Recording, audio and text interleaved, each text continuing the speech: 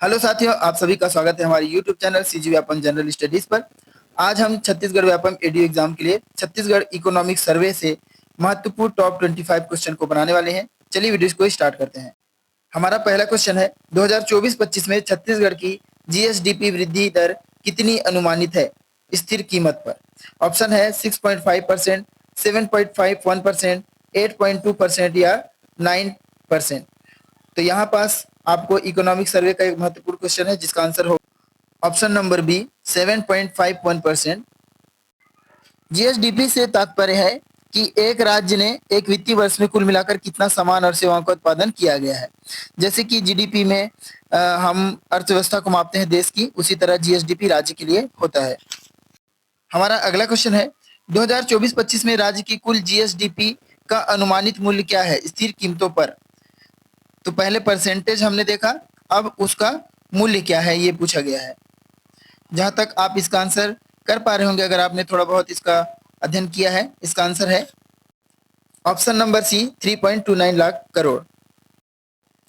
हमारा अगला क्वेश्चन है, 2024-25 में प्रति व्यक्ति आय स्थिर कीमत पर क्या अनुमानित है? आपके ऑप्शन है 1.5 लाख, 1,55,000, 1,62,870, 1,70,000। तो इसका आंसर है दोस्तों 1,62,870, ऑप्शन नंबर सी। हमारा अगला क्वेश्चन है, 2024-25 में कृषि क्षेत्र की अनुमानित वृद्धि दर कितनी है? तो ये बहुत महत्वपूर्ण क्वेश्चन होते हैं, सेक्टर से संबंधित है। तो कृषि क्षेत्र का अनुमानित वृद्धि दर, तो ऑप्शन है आपके पास 4.5, 5.38, 6.2, 7%। तो हमारे छत्तीसगढ़ के लिए है ऑप्शन नंबर बी 5.38%। तो यहाँ पर दोस्तों समझने वाली बात है कि कृषि में यहाँ कम परसेंट है। अगला क्वेश्चन है हमारा, औद्योगिक क्षेत्र की अनुमानित वृद्धि दर 2024-25 में कितनी है? ऑप्शन है 5.5, 6.25%, 6.92% एंड 7.4%। कंफ्यूज नहीं होना है यहाँ पास। इसका आंसर है ऑप्शन नंबर सी 6.92%। तो पहला वाला 5% लगभग है, दूसरा वाला 6% है, फिर भी एग्जैक्ट आपको याद रखना है इसको 6.92%। हमारा अगला क्वेश्चन है, सेवा क्षेत्र की वृद्धि दर 2024-25 में कितनी परसेंट अनुमानित है? ऑप्शन है 7.2%, 8.54%, 9.1% या 8%। तो दोस्तों इसका आंसर है ऑप्शन नंबर बी 8.54%।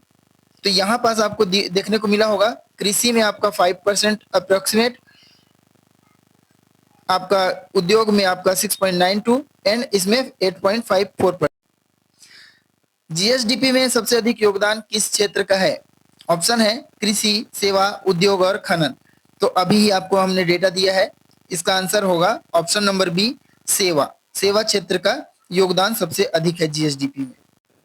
दोस्तों अगर अभी तक आपने हमारे चैनल को सब्सक्राइब नहीं किया है तो सब्सक्राइब कर लीजिएगा, क्योंकि यहाँ बहुत ही इंपॉर्टेंट चीजें आपको मिलने वाली हैं। आठवां क्वेश्चन है, 2024-25 में कुल राज्य व्यय ऋण चुकौती को छोड़कर कितना है? ऑप्शन है 1,40,000 करोड़, 1,47,440 करोड़, 1,50,000 करोड़, 1,60,000 करोड़। इस तरह के क्वेश्चन आपसे पूछे जा सकते हैं, कुल राज्य व्यय। तो इसका आंसर है दोस्तों 1,47,440 करोड़, ऑप्शन नंबर बी। हमारा अगला क्वेश्चन है, 2024-25 में राज्य की कुल प्राप्तियां कितनी है? ऑप्शन है 1,18,000 करोड़, 1,22,500 करोड़, 1,26,050 करोड़ या 1,30,000 करोड़। तो दोस्तों इसका आंसर है ऑप्शन नंबर सी 1,26,050 करोड़ इसका सही आंसर है। दोस्तों जानते हैं कुल प्राप्तियां क्या है?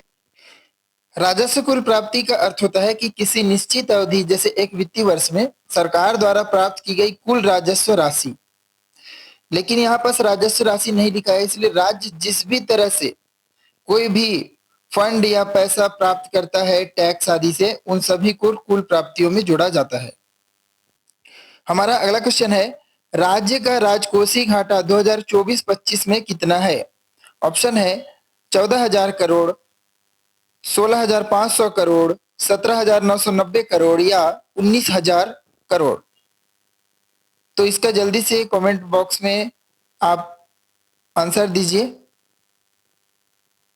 इसका सही आंसर है ऑप्शन नंबर सी, 17,990 करोड़ रुपए। राजकोषीय घाटा से तात्पर्य, देखिए, एक आर्थिक शब्द है जो यह दर्शाता है कि सरकार के कुल खर्च उसकी आय से अधिक हो गए हैं, यानी कि सरकार को अपनी जरूरत पूरी करने के लिए उधार लेना पड़ रहा है। सरल भाषा में अगर हम कहें तो राजकोषीय घाटा इज इक्वल टू जो कुल खर्च है उससे अगर कुल प्राप्तियों को घटा दे तो हमको मिल जाएगा राजकोषीय घाटा। तो यह सरकार की आर्थिक सेहत का महत्वपूर्ण संकेतक होता है। जितना कम राजकोषीय घाटा होगा उतना अच्छा सरकार होगा, क्योंकि उसके ऊपर कर्ज नहीं होगा। हमारा अगला प्रश्न है, 2024-25 में छत्तीसगढ़ का राजस्व अधिशेष कितना अनुमानित है? ऑप्शन है 500 करोड़, 1,060 करोड़, 2,000 करोड़ या 3,500 करोड़। दोस्तों, अभी तक अगर आपने हमारे चैनल को सब्सक्राइब नहीं किया है तो सब्सक्राइब कर लीजिए। ये बहुत ही महत्वपूर्ण क्वेश्चन है जिनकी आने की 100% संभावनाएं बनती हैं, खासकर इकोनॉमिक सर्वे से। इसका उत्तर है ऑप्शन नंबर बी, 1,060 करोड़। दोस्तों, राजस्व अधिशेष या रेवेन्यू सरप्लस एक आर्थिक शब्द है जो यह दर्शाता है कि सरकार की राजस्व आय उसकी राजस्व व्यय से अधिक है, मतलब प्रॉफिटेबल पोजीशन में है। आसान भाषा में हम कह सकते हैं कि राजस्व आय में से राजस्व व्यय को घटाने के बाद जो बच जाता है उसे हम राजस्व अधिशेष कहते हैं। राजस्व आय में देखिए, सरकार को टैक्स, शुल्क, लाभांश आदि से मिलने वाली आमदनी राजस्व आय में शामिल है, जबकि सरकार के द्वारा वेतन, सब्सिडी, ब्याज, प्रशासन आदि पर होने वाले खर्च जो कि संपत्ति नहीं बनाता उसे राजस्व व्यय कहते हैं। देखिए, राजस्व व्यय करने के बाद भी जो पैसे बच जाते हैं हमारे पास, जो हमने बजट में पारित किया गया था जो राशि, उसी को हम राजस्व अधिशेष कहते हैं। छत्तीसगढ़ में अगर हम छत्तीसगढ़ के लिए देखें तो छत्तीसगढ़ हमेशा सरप्लस पर रहा है। हमारा अगला प्रश्न है, 2024-25 में राज्य का पूंजीगत व्यय कितना है? ऑप्शन है 20,000 करोड़, 21,000 करोड़, 22,300 करोड़ या 25,000 करोड़। जल्दी से कमेंट में अपना आंसर करिए क्वेश्चन नंबर के साथ। तो जहां तक आप इसका आंसर कर पा रहे होंगे, इसका आंसर है ऑप्शन नंबर सी, 22,300 करोड़ रुपए। यहाँ एक शब्द है पूंजीगत व्यय। तो पूंजीगत व्यय का अर्थ होता है ऐसा खर्च जो सरकार दीर्घकालिक परिसंपत्तियों को बनाने में करती है, जैसे कि सड़क, पुल, स्कूल, अस्पताल, रेल लाइन, डैम, सरकारी भवन, रक्षा उपकरण आदि। इन्हें हम कैपिटल एक्सपेंडिचर या पूंजीगत व्यय कहते हैं। तो इस टर्म को समझिए, क्योंकि आने वाले परीक्षाओं में इस तरह से पूछा जाता है कि पूंजीगत व्यय में क्या शामिल है या क्या शामिल नहीं है। तो आपको उन चीजों को ध्यान रखना है कि जिस पर लॉन्ग टर्म पर सरकार काम कर रही है, दीर्घकाल तक वो बने रहेंगी ऐसी संपत्तियां। हमारा अगला क्वेश्चन है, राज्य के स्वयं के कर राजस्व की अनुमानित राशि क्या है? ऑप्शन है 45,000 करोड़, 47,000 करोड़, 49,700 करोड़ या 50,000 करोड़।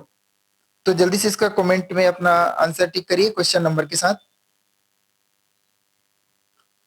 चलिए ठीक है, जहां तक आप इसका आंसर कर पा, इसका आंसर है ऑप्शन नंबर सी, 49,700 करोड़ रुपए।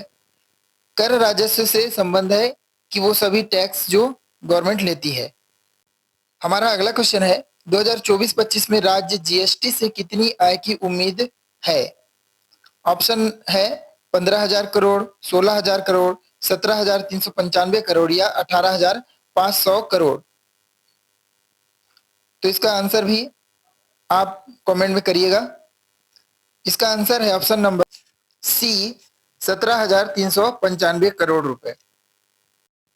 हमारा अगला क्वेश्चन है, राज्य का प्राथमिक घाटा 2024-25 में कितना अनुमानित है?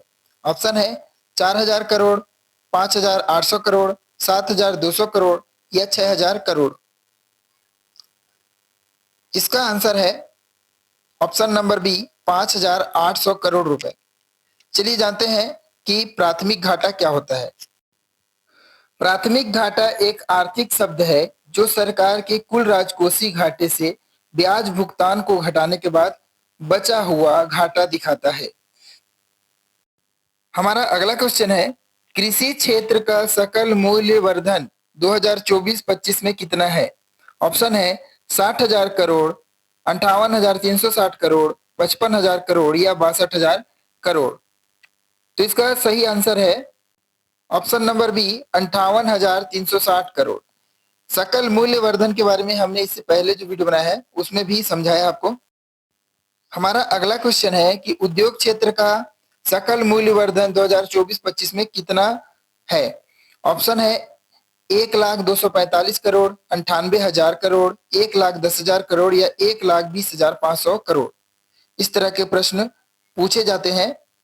इसका आंसर है 1,02,45 करोड़ रुपए उद्योग क्षेत्र का जीवीए में योगदान है। हमारा अगला प्रश्न है, सेवा क्षेत्र का जीवीए 2024-25 में कितना अनुमान है? आपके सामने 4 ऑप्शन है, ऑप्शंस को देखकर आंसर टिक करिए। तो जैसा कि आप कर पा रहे होंगे, इसका ऑप्शन नंबर डी 1,71,000 करोड़ रुपए सेवा क्षेत्र में जीवीए का योगदान है। सॉरी, जीवीए में सेवा क्षेत्र का योगदान है। हमारा अगला क्वेश्चन है, रायपुर विशाखापट्टनम एक्सप्रेस वे की लंबाई कितनी है? ऑप्शन है 400 किलोमीटर, 464 किलोमीटर, 510 किलोमीटर या 530 किलोमीटर। यह एक बहुउद्देशीय परियोजना है। इसका आंसर है ऑप्शन नंबर बी, 464 किलोमीटर। अगला क्वेश्चन है, रायपुर से हैदराबाद एक्सप्रेसवे की लंबाई कितनी है?